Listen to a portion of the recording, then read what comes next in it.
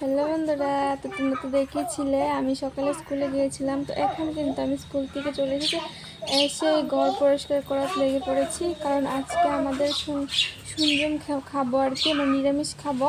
কারণ কালকে বিশ্বকর্মা পুজো, আমাদের বাড়িতে তো গাড়ি আছে। তো বিশ্বকর্মা পুজো আমরা কিন্তু করবো না, মানে বাজারে করা হবে। তো সেখানে বুক টুক দেওয়া হবে আর কি।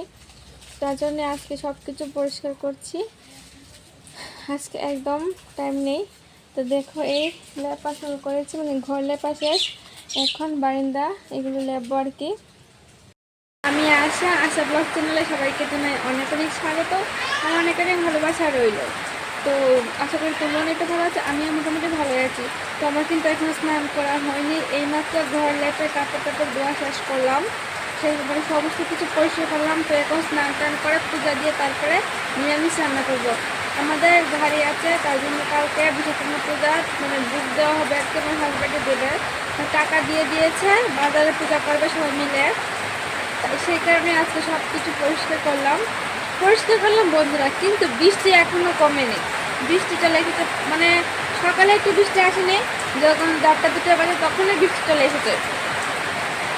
মানে আজকে 4-5 দিন ধরেই বৃষ্টি।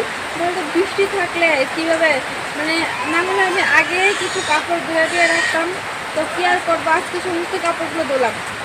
আর এর চলো তোমাদেরকে দেখাই কি পরিমাণ বৃষ্টি হচ্ছে।